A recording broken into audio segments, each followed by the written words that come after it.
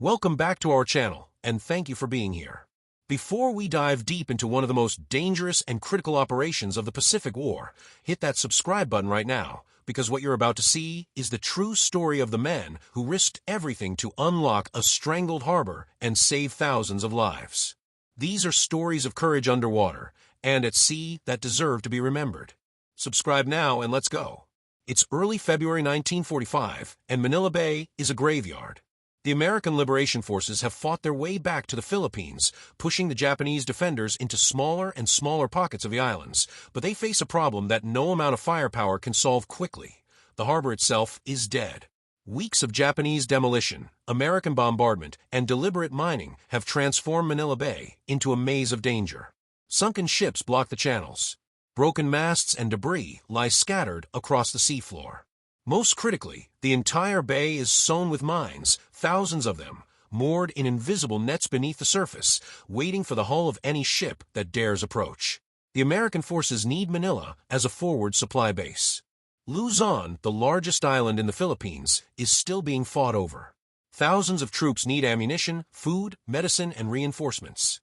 The land routes are precarious, winding through territory where Japanese soldiers still fight and die in defiant last stands. The sea route through Manila Bay would be faster, safer, and far more efficient, if only the Americans could clear it. Without access to the harbor, the supply situation becomes dire. Every ton of cargo has to be laboriously transported overland or offloaded at smaller ports far away. Fighting a war without a major harbor is like fighting with one hand tied behind your back. This is where the minesweepers come in. These are not the glamorous combat forces, the pilots, the tank commanders, the infantry officers whose actions get celebrated in dispatches and newspapers back home. These are the men in smaller, slower ships, men who know that every moment in Manila Bay puts them in the crosshairs of invisible death. The minesweepers are mostly converted fishing boats, destroyers fitted with special equipment and purpose-built sweepers, vessels designed to be expendable, crewed by men who volunteered or were assigned to a duty that everyone understood was one of the most dangerous jobs in the Navy. The principle of minesweeping is deceptively simple, but the execution under fire is anything but. A minesweeper's main weapon is a sweep, essentially a weighted cable towed behind the ship at specific depth. This cable is meant to catch the mooring lines of contact mines, the kind that detonate when anything brushes against them. The most common sweep system being used in Manila Bay is the Oropesa sweep, named after a Spanish ship where it was first tested. Imagine a heavy cable, perhaps 300 or 400 yards long, weighted and buoyed to stay at a precise depth below the surface. The sweep is towed in a wide arc, and when it snags a mine's mooring line, the tension in the cable and the action of the tow should break the line, sending the mine floating to the surface, where marksmen can sink it with rifle fire or carefully detonate it with small explosive charge.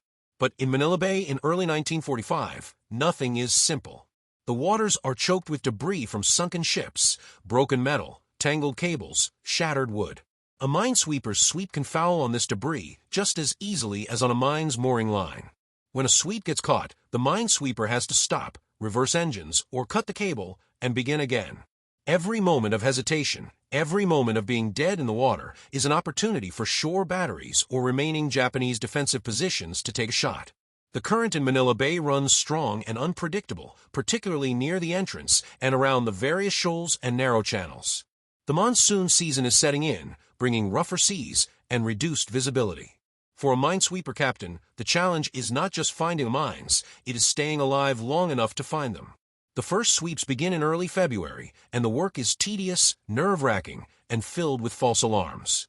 A sweeper moves slowly, deliberately, along predetermined courses, knowing that the next moment could bring a mine to the surface or an explosion from below. When a mine does surface, and many do, the crew springs into action. Marksmen line the rails with rifles, their job to keep firing at the mine's fuse, hoping to either disable it or trigger it while safely away from the ship. Sometimes the rifle fire works. Sometimes the mine sinks back down, and the minesweeper has to circle and try again. Sometimes the mine detonates in a geyser of spray and smoke, and if the minesweeper is too close, the blast can cave in her hull or simply capsize her from the force of the explosion. The crews of these ships are exhausted within days. The constant vigilance, the knowledge that death is waiting somewhere beneath the surface, the repetitive tension of the sweep operation without the release of decisive action. it wears on men's minds as much as on their bodies. They eat cold meals, they don't shower, they sleep in snatches when they can, always ready to go to general quarters if a mine is spotted or if enemy fire comes in. Officers rotate between the bridge and their quarters, maintaining logs of which areas have been swept, which channels are becoming clear. Hydrographers and pilots confer constantly, planning the next phases of the operation, determining which routes are most critical to open first. As the minesweepers work, another group of men prepare for a different kind of danger, the divers. While the minesweepers clear the water column of moored contact mines, there is still the enormous problem of the debris, the sunken ships, and the influence mines, the kind that detonate not from contact but from the magnetic or acoustic signature of a ship passing overhead. Divers will need to go down into the murk of Manila Bay, in water that visibility is often measured in feet if not inches, to examine obstacles, clear cables and wreckage, and work in coordination with the sweepers and with the harbor pilots who will eventually guide ships through the newly opened lanes. The divers are equipped with Mark V diving suits, the heavy hat diving dress that has been the standard for hard hat diving since the turn of the century. These are extraordinary pieces of equipment, brass helmets weighing 40 or 50 pounds, with thick canvas and rubber suits rated to withstand pressure at considerable depth. A diver wears lead weights on his chest and back, lead shoes that weigh 30 pounds each, and stays connected to the surface by an umbilical cord that carries air pumped down from a compressor topside.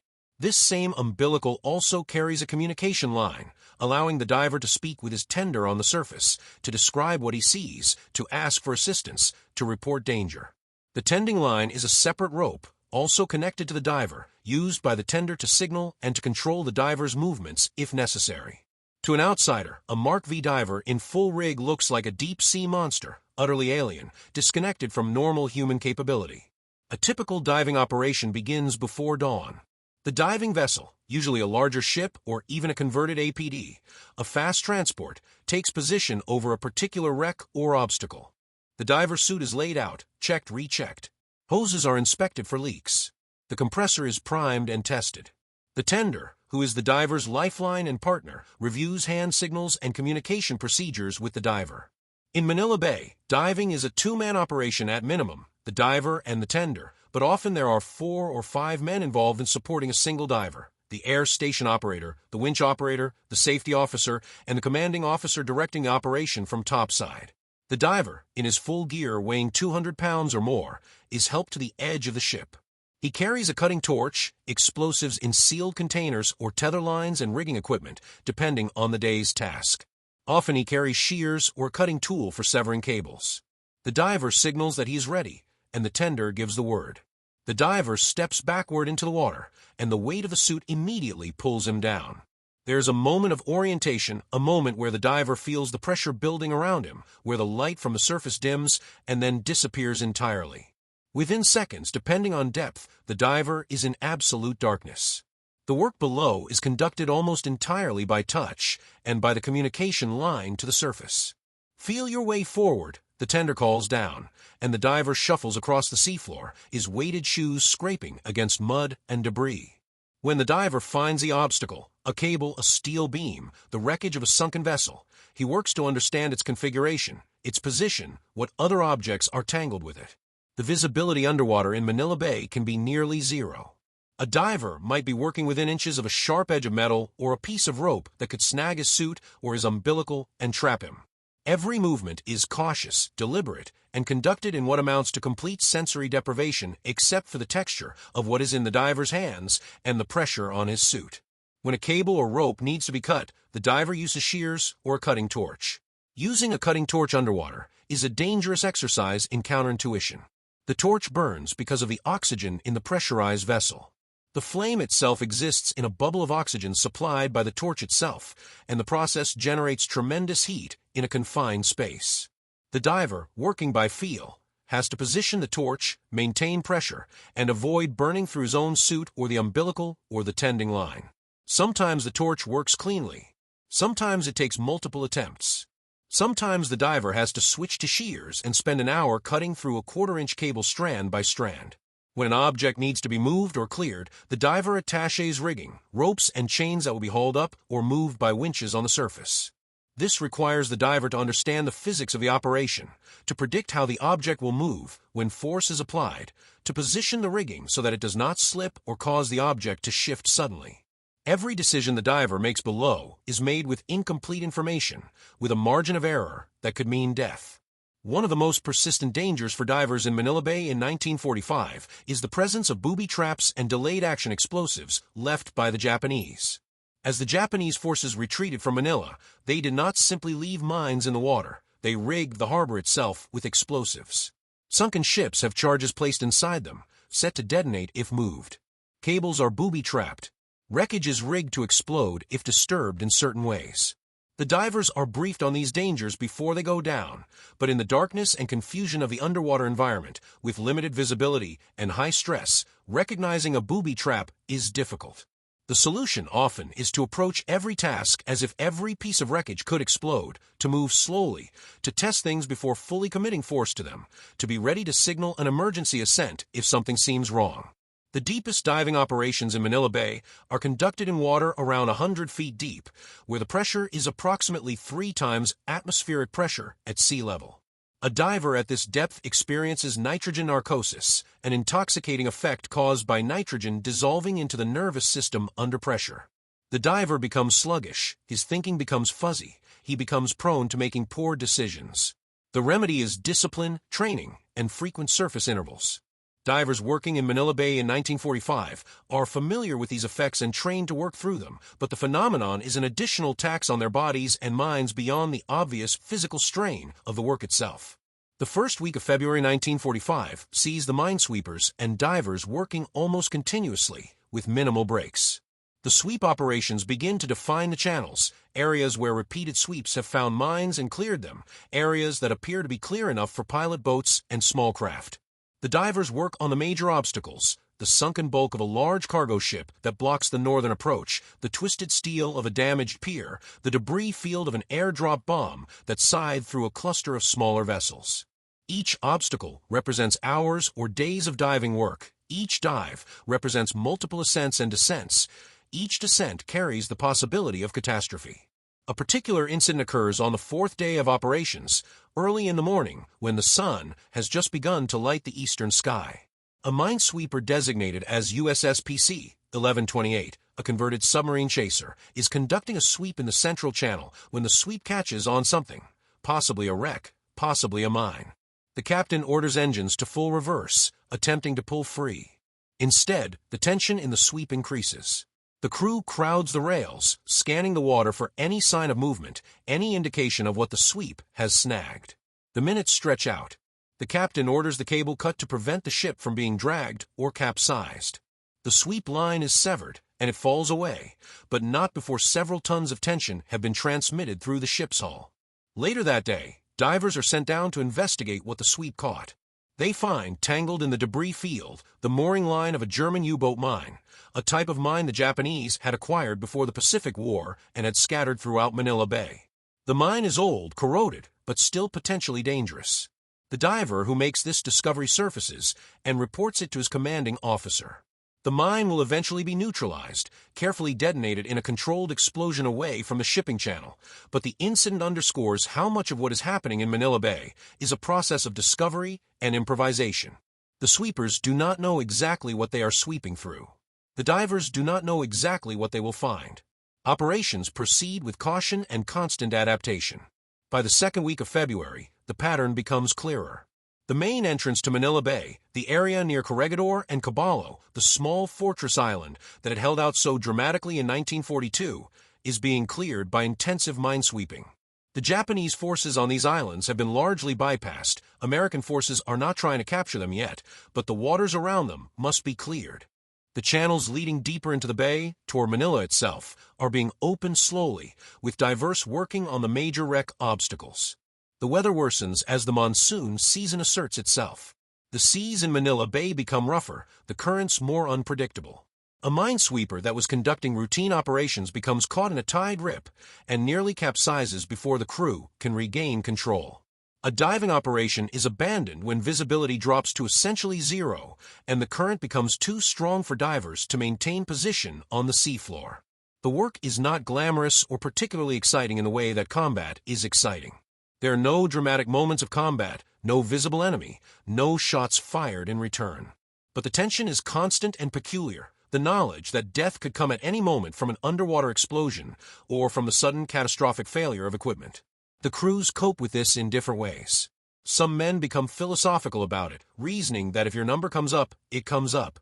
Others develop elaborate superstitious practices, refusing to change their socks or shave on days they are scheduled to dive. The officers maintain discipline and focus on the mission, but they too carry the weight of knowing that every order they give could result in the death of men under their command. A particularly harrowing incident occurs during the second week, when a diver operating near the wreck of a large Japanese transport vessel encounters a cable that is clearly rigged as a trap. The diver recognizes the setup, a charge placed on the cable, designed to detonate if the cable is disturbed. He signals this information to the surface and begins the extremely delicate process of accessing the charge without triggering it.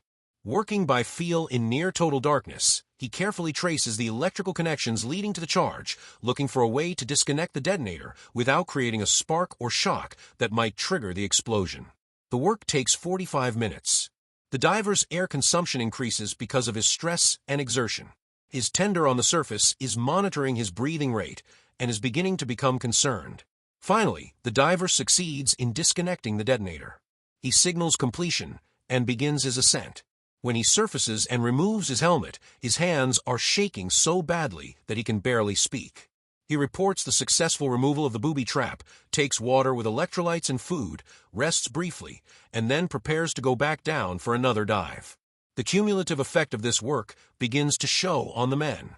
The minesweeper crews are exhausted but driving themselves forward because they understand the stakes. Ships are waiting to enter Manila Bay. Supplies are waiting to flow to the troops fighting inland. The divers are pushing past the point of safe fatigue, continuing to operate because the mission demands it, and because they know that every object cleared from the harbor is an obstacle removed from the path of future shipping. Officers rotate through periods of near collapse, sustained only by coffee and duty.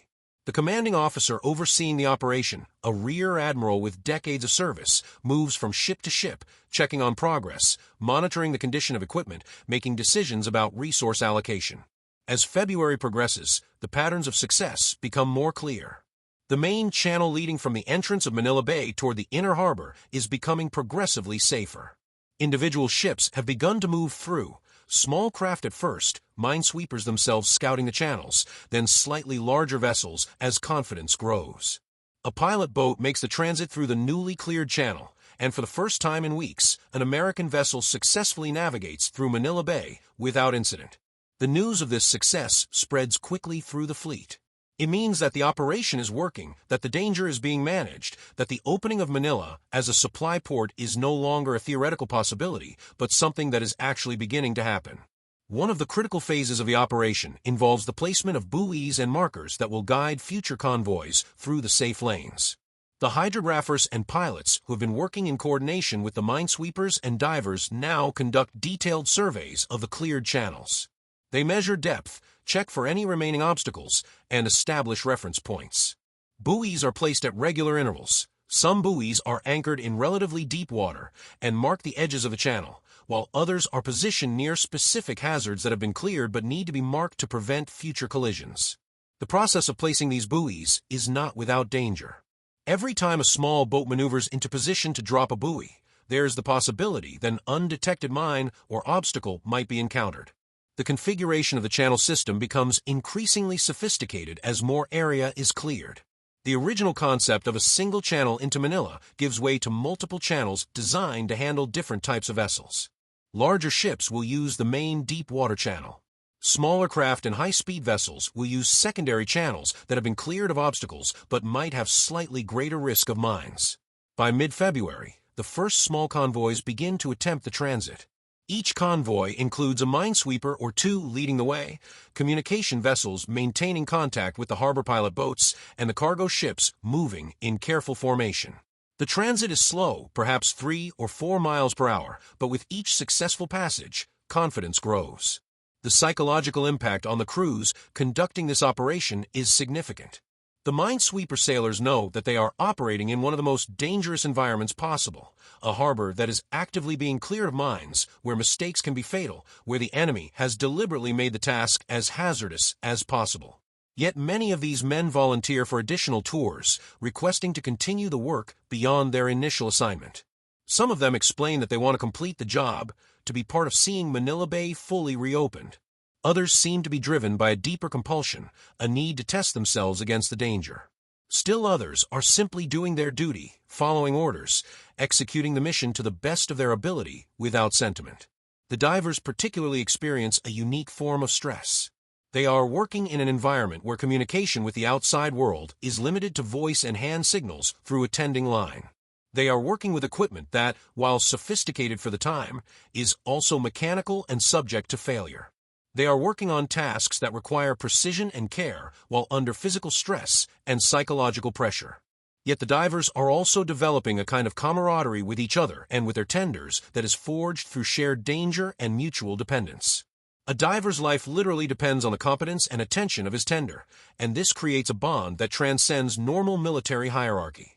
Stories begin to circulate through the fleet about particular divers: the man who cut 40 cables in a single shift, the diver who went back down for a third time after discovering a booby trap on the second dive, the tender who maintained perfect communication and calm despite hearing a muffled explosion come through the communication line from the diver below.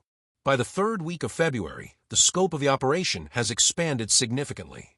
Not only are the entrance channels being opened, but work is progressing on the approaches to the Manila waterfront itself. Sunken ships in these inner channels are being carefully moved or broken up. The debris field from the harbor bombing is being incrementally cleared. The damage assessment of the infrastructure, the piers, the warehouses, the dock facilities, is being conducted. In some cases, damaged structures need to be demolished to improve the flow of traffic. In other cases, structures that can be repaired are being identified for priority reconstruction. The economic and logistical impact of reopening Manila as a functional port is being measured and calculated as the work progresses. A notable moment occurs when the first significant convoy, not a scouting convoy, but a full transport convoy with actual supplies and troops, begins its transit through Manila Bay. The convoy consists of 6 Liberty ships, each loaded with ammunition, food, medicine, and equipment. They are escorted by destroyers and minesweepers. As the convoy moves through the channel, which has been swept multiple times and marked with buoys, the tension aboard the transports is palpable. The sailors who have spent their time loading and securing cargo, who have endured the tedium of being confined to the ship, are now acutely aware that they are traversing waters that could still contain undetected mines or underwater obstacles. Officers move through the ship, checking on crew, ensuring that all damage control parties are at their stations. The captain maintains constant communication with the escort vessels, reporting any changes in course or speed. The transit takes 3 hours. It is the longest 3 hours many of those sailors will ever experience. When the convoy successfully reaches the anchorage inside Manila Bay and begins the process of preparing to offload cargo, a wave of relief and celebration runs through every ship. The mission has worked. The channel is open. Supply is beginning to flow. Men who have been living on severely rationed diet begin to talk about fresh food. Officers who have been managing supplies with miserly care begin to plan for sufficient ammunition and materials to conduct sustained operations inland. But even as the first successful convoys transit through Manila Bay, the work of the minesweepers and divers continues. There are still mines in the water. The sweeping operations must continue in expanded areas to open secondary channels and provide backup routes if the primary channel becomes blocked. The divers must continue working on the remaining wreck obstacles, on the clearance of secondary anchorages, on the detailed examination of areas that the pilots and hydrographers want to verify are truly clear of hazards. The operation that seemed to have a defined end point, clear the channel, open the harbor, is revealing itself to be more complex and extended than initially envisioned. One of the significant ongoing challenges is dealing with what are called influence mines, mines that detonate not from physical contact but from the acoustic or magnetic disturbance created by a passing ship. These mines are particularly insidious because they cannot be swept by the traditional methods. A sweep wire will pass through the water above an influence mine without triggering it. Only if and when a ship passes over the mine with sufficient acoustic or magnetic signature does the mine detonate. The solution to this problem involves both mine countermeasures, methods of detecting and neutralizing influence mines, and careful ship handling. The first vessels to transit through channels suspected of containing influence mines are often small minesweepers or shallow draft vessels designed to minimize their acoustic and magnetic signatures. If they pass through without incident, slightly larger vessels are sent. Only gradually is confidence built that a channel is truly free of influence mines. The divers are involved in this process by conducting detailed acoustic and visual surveys of areas through which it is hoped large ships will pass.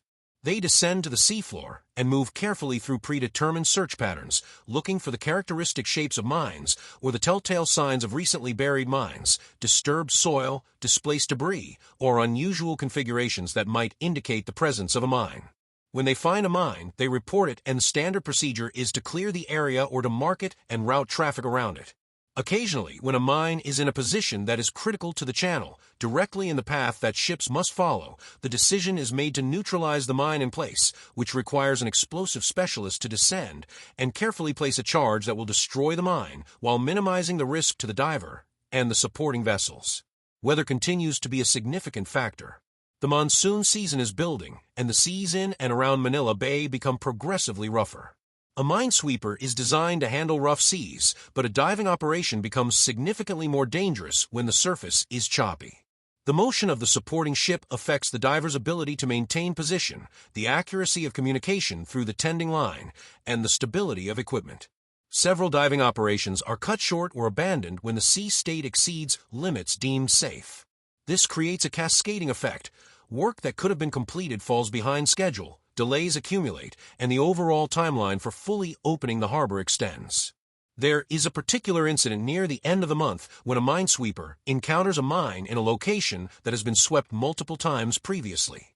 The mine appears to have been disturbed by currents or by the passage of other ships, and has moved into a position where it is now in the sweep path of a vessel following the established channel.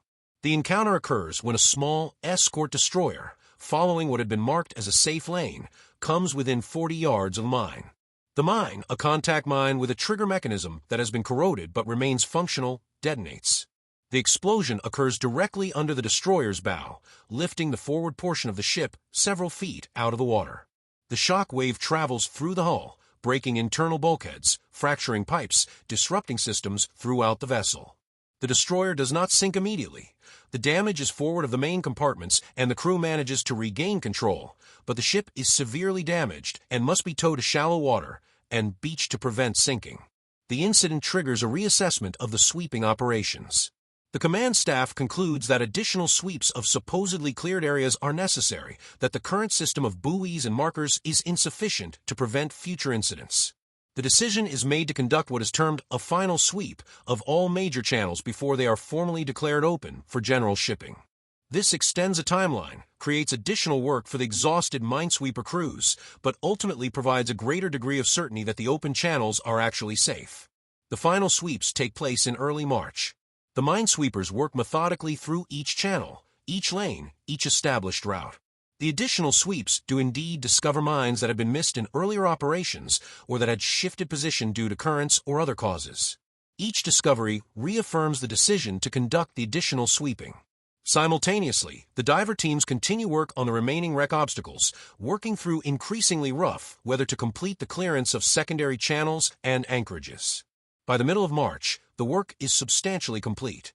The main channel into Manila Bay has been swept multiple times, is marked with buoys, is hydrographically surveyed, and is considered safe for regular shipping traffic.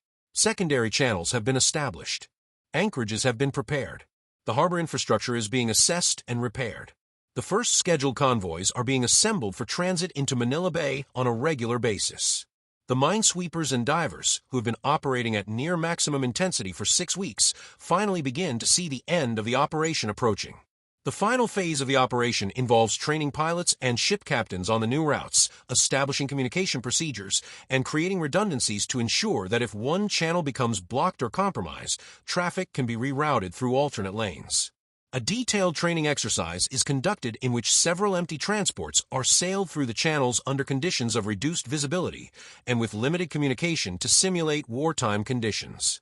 The exercise proceeds without incident, demonstrating that the system is working. When the first regularly scheduled supply convoys begin to move through Manila Bay on a daily basis, the transformation is complete. Ships that previously had to be unloaded at distant ports and the cargo transported overland are now able to proceed directly to Manila. The supply situation for the troops fighting on Luzon improves dramatically. Ammunition that had been carefully rationed is now available in sufficient quantities for sustained operations. Food supplies increase significantly. Medical supplies, which had been inadequate, become plentiful. The logistics of the campaign inland change fundamentally because the supply line through Manila Bay is now functioning reliably. The human cost of the operation is significant. During the 6 weeks of the minesweeping and diving operation, 4 vessels are lost, 2 minesweepers sunk by mines, 1 minesweeper damaged so severely that it is later scrapped, and 1 small escort vessel damaged by underwater explosion. 37 sailors are killed in these losses. Additionally, 3 divers are killed during the operation, 2 in diving accidents related to equipment failure or environmental hazards, and 1 in an accident involving a booby-trapped wreck that detonated unexpectedly. 5 other divers are injured seriously enough to be evacuated from the theater. Several dozen minesweeper and support crew members are injured by concussive blasts from nearby mine detonations, by equipment accidents, or by the routine hazards of ship operations in a combat zone.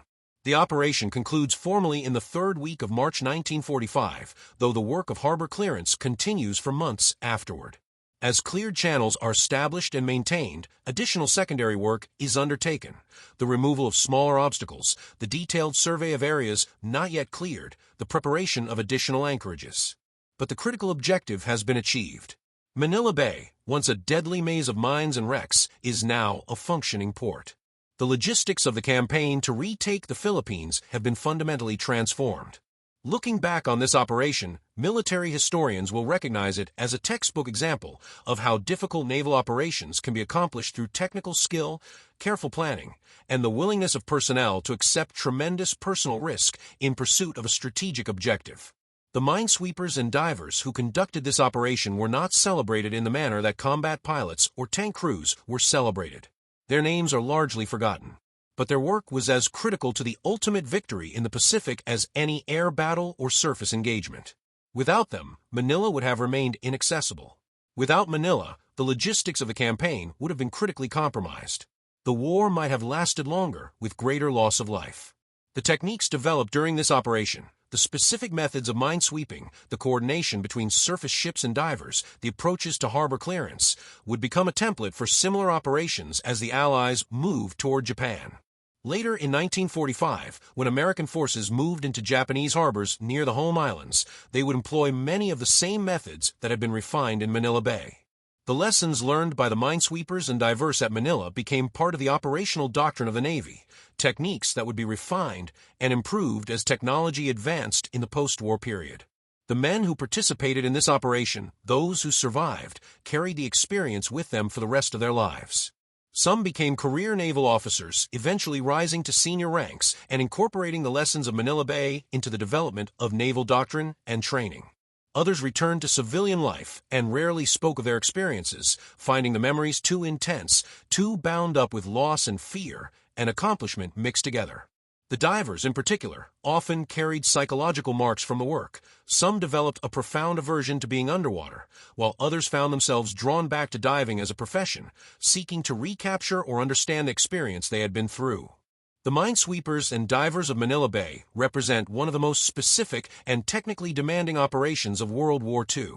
Their work was unglamorous, dangerous, and essential. They operated in darkness, underwater, and in fear. They worked with equipment that was state-of-the-art, but also mechanical and prone to failure. They coordinated complex operations in an environment where mistakes were fatal. And they succeeded, opening a harbor that had seemed permanently sealed, creating a supply line that would support the final phases of the war against Japan. This is the legacy of the men who worked in Manila Bay in early 1945. Not great victories celebrated in history books, but the slow, grinding, dangerous work of clearing an enemy harbor and creating the conditions for others to continue the fight. Their contribution to the eventual victory in the Pacific War is immense, even if it is not always remembered or recognized. They represent the very best of what humans can accomplish when they are called upon to face extraordinary danger and to work with precision and skill in the service of a larger objective. And if we remember nothing else about the minesweeping and diving operations in Manila Bay in 1945, we should remember this. That victory in modern warfare depends not only on the glamour of combat, but on the unglamorous, essential work of men willing to risk everything so that others might succeed.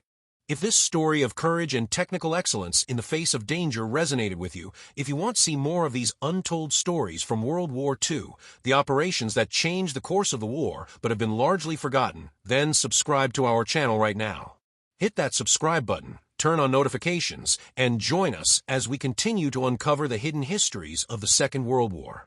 These stories deserve to be remembered, and they deserve an audience. Thank you for watching, and we'll see you in the next episode.